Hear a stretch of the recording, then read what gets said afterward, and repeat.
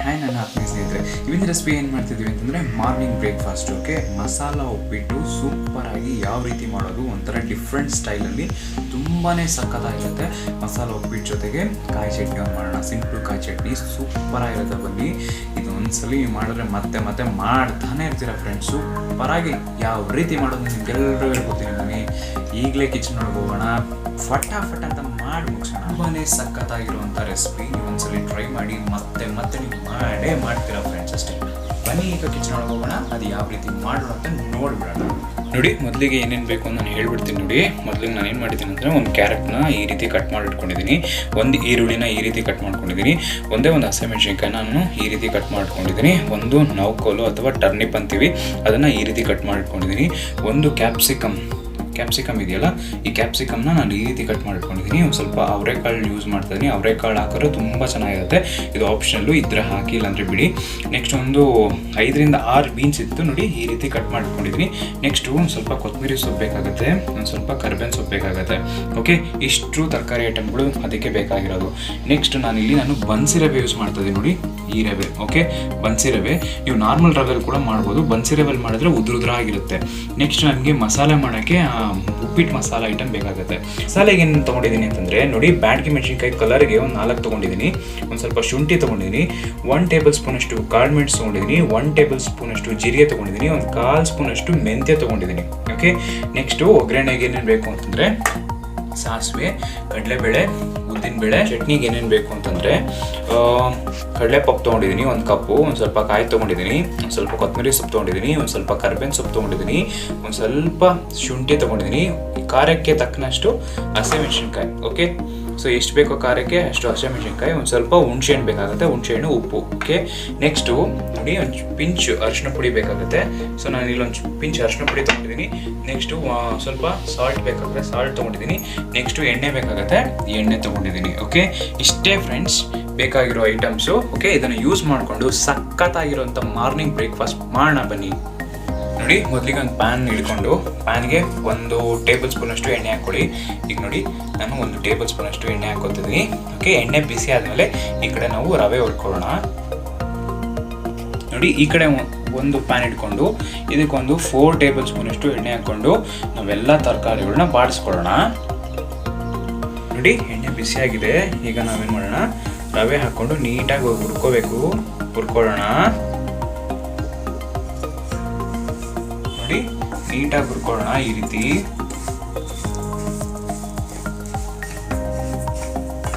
ನೋಡಿ, 4 table spoon ಎಣ್ಣೆ ಹಾಕಿದ್ದೀನಿ.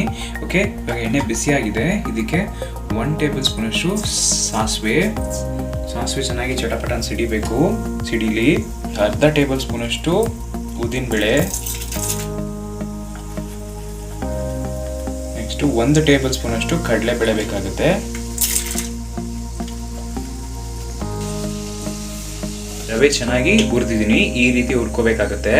ನೆಕ್ಸ್ಟ್ ನಮ್ಮ ಸಾಸಿವೆನೂ ಚಟಪಟ ಅಂತ ಸಿಡಿತಾ ಇದೆ ಆ ಕಡೆ.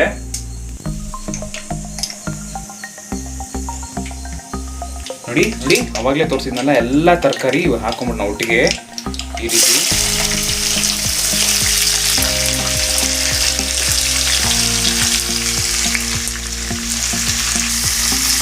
ಹಾಕ್ಕೊಂಡು ಚೆನ್ನಾಗಿ ಈ ರೀತಿ ಬಾಡಿಸ್ಕೊಳ್ಳಿ.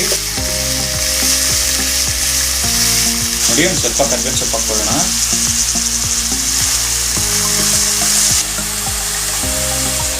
ನೋಡಿ, ಒಂದು ಮುಚ್ಚಿಬಿಟ್ಟು ಒಂದು 10 ನಿಮಿಷ ಚೆನ್ನಾಗಿ ಬಾಡಲಿ.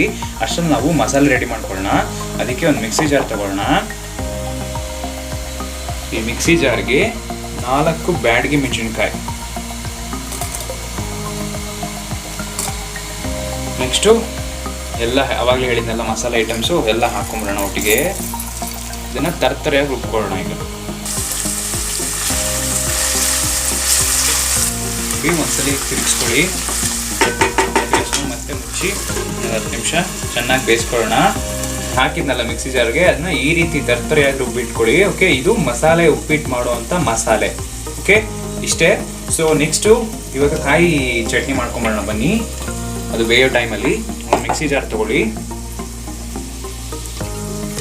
ಅದಕ್ಕೆ ಮೊದಲಿಗೆ ಸ್ವಲ್ಪ ಶುಂಠಿ, ಓಕೆ, ಸ್ವಲ್ಪ ಕೊತ್ತಂಬರಿ ಸೊಪ್ಪು, ಸ್ವಲ್ಪ ಕರ್ಬೇವಿನ ಸೊಪ್ಪು,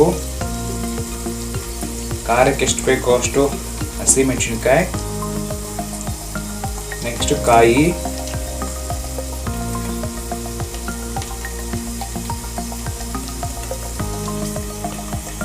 ರುಚಿಗೆ ತಕ್ಕಷ್ಟು ಉಪ್ಪು. ನೋಡಿ ಇಷ್ಟನ್ನು ಹಾಕೊಂಡು ತರ್ತರಿಯಾಗಿ ರುಬ್ಕೊಂಬೋಣ. ಇದಕ್ಕೊಂದು ಸ್ವಲ್ಪ ಹುಣಸೆಹಣ್ಣು ಹಾಕೊಂಬೋಣ. ನೋಡಿ ಹುಣಸೆಹಣ್ಣು ಹಾಕೊಂಡಿದೀನಿ. ಇಷ್ಟನ್ನು ಹಾಕೊಂಡು ತರ್ತರಿಯಾಗಿ ರುಬ್ಕೊಳ್ಳೋಣ. ಈಗ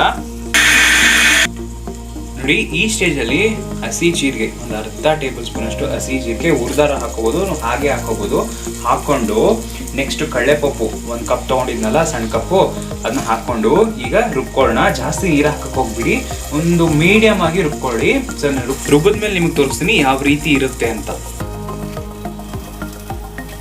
ಅಷ್ಟೇ ನೋಡಿ, ನಮ್ಮ ಚಟ್ನಿ ರೆಡಿಯಾಗಿ ಹೋಗಿದೆ. ಇದಕ್ಕೆ ಒಗ್ಗರಣೆ ಬೇಕಾದ್ರೆ ನೀವು ಹಾಕೋಬಹುದು, ನಾನು ಪ್ರಿಫರ್ ಮಾಡಲ್ಲ. ನೀವು ಬೇಕಾದ್ರೆ ಒಂದು ಸ್ವಲ್ಪ ಸಾಸಿವೆ, ಒಂದು ಸ್ವಲ್ಪ ಕರ್ಬೇವಿನ ಸೊಪ್ಪು ಒಗ್ಗರಣೆ ಹಾಕ್ಕೊಡ್ರಿ, ತುಂಬ ಚೆನ್ನಾಗಿರುತ್ತೆ. ಓಕೆ, ನನಗೆ ಒಗ್ಗರಣೆ ಬೇಡ, ನನಗೆ ಹಿಂಗೆ ಇದ್ರೆ ಸಾಕು. ಸೊ ಹಾಗೆ ನಾನು ಹೀಗೆ ಇಟ್ಕೊಂಡಿದ್ದೀನಿ. ನಮ್ಮ ಚಟ್ನಿ ಮತ್ತು ಸೂಪರ್ ಆಗಿರುತ್ತೆ ಫ್ರೆಂಡ್ಸ್. ಇದು ಕಾಂಬಿನೇಷನ್ಗೆ ಚೆನ್ನಾಗಿ ಬೆಂದಿದೆ. ಒಂದ್ಸಲಿ ಕೈ ಆಡಿಸ್ಕೊಳ್ಳಿ ಈ ರೀತಿ. ನೋಡಿ ಈ ಸ್ಟೇಜಲ್ಲಿ ನಾವು ಮಾಡಿಟ್ಟಿರುವಂಥ ಮಸಾಲೆ, ಉಪ್ಪಿಟ್ಟು ಮಸಾಲೆ ಹಾಕ್ಕೊಂಬಿಡೋಣ. ಹಾಕ್ಕೊಂಡು ಇದನ್ನು ಒಂದ್ಸಲಿ ಈ ರೀತಿ ಎಣ್ಣೆಲಿ ನೀಟಾಗಿ ಫ್ರೈ ಮಾಡ್ಕೊಳ್ಳೋಣ. ಈ ರೀತಿ ನೋಡಿ ಚೆನ್ನಾಗಿ ಫ್ರೈ ಆಗಿದೆ. ಸೊ ಇದಕ್ಕೆ ನಾವೇನು ಮಾಡಬೇಕು ಅಂತಂದರೆ ಆಲ್ರೆಡಿ ಹುರಿದಿಟ್ಕೊಂಡಿದ್ವಲ್ವ ರವೆನ, ಅದನ್ನು ಈ ಸ್ಟೇಜಲ್ಲಿ ಹಾಕ್ಕೊಂಡು ಇದ್ರ ಜೊತೆಗೆ ನೀಟಾಗಿ ಬಾಡಿಸ್ಕೊಂಬಿಡೋಣ. ಇದರಲ್ಲಿ ಒಂದ್ಸಲಿ ಎಣ್ಣೆಯಲ್ಲಿ ಇದನ್ನು ಒಂದ್ಸಲಿ ಎಣ್ಣೆಲಿ ನಾವು ಚೆನ್ನಾಗಿ ಫ್ರೈ ಮಾಡ್ಕೊಂಡ್ರೆ ಚೆನ್ನಾಗಿ ಉದ್ರುದ್ರಾಗಿ ಬರುತ್ತೆ ಫ್ರೆಂಡ್ಸ್. ಅದಕ್ಕೆ ನೋಡಿ ಈ ರೀತಿ ನೀಟಾಗಿ ಮಾಡಿಸ್ಕೊಳ್ಳಿ. ಚೆನ್ನಾಗಿ ಫ್ರೈ ಆಗಲಿ ಎಣ್ಣೆಯಲ್ಲಿ ರವೆ. ನೋಡಿ ಈ ಸ್ಟೇಜಲ್ಲಿ ರುಚಿಗೆ ತಕ್ಕಷ್ಟು ಉಪ್ಪು ಹಾಕೊಳ್ಳಿ. ಹಾಕೊಂಡು ಚೆನ್ನಾಗಿ ಬಾಡಿಸಿ.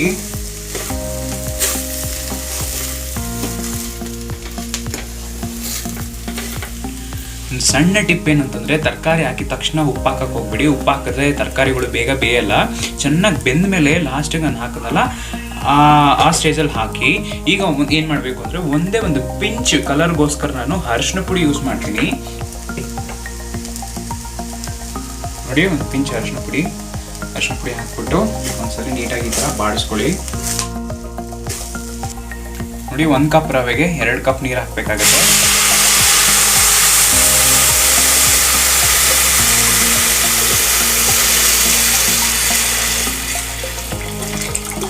ಎರಡರಿಂದ 2.5 ಹಾಕೊಳ್ಳಿ. ನಾವು ಹಾಕಿರೋಂಥ ಪದಾರ್ಥಗಳೆಲ್ಲ ಮುಳುಗಬೇಕು. ನೋಡಿ ಈ ರೀತಿ. ನೋಡಿ ಸ್ವಲ್ಪ ಕಾಯಿ,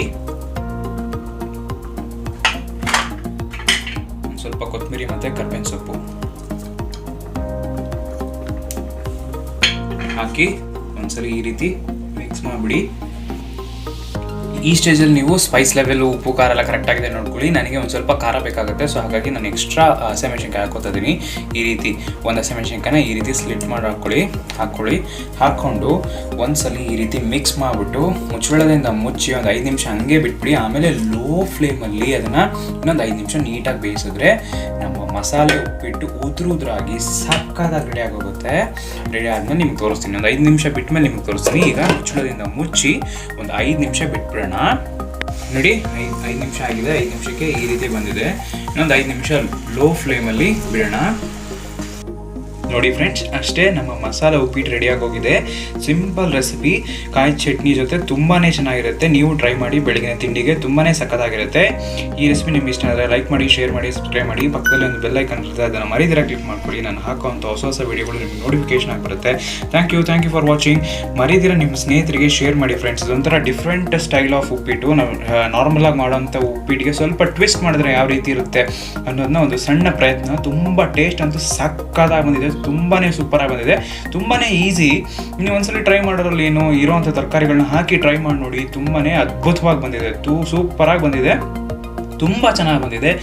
ಅಷ್ಟೇ. Thank you.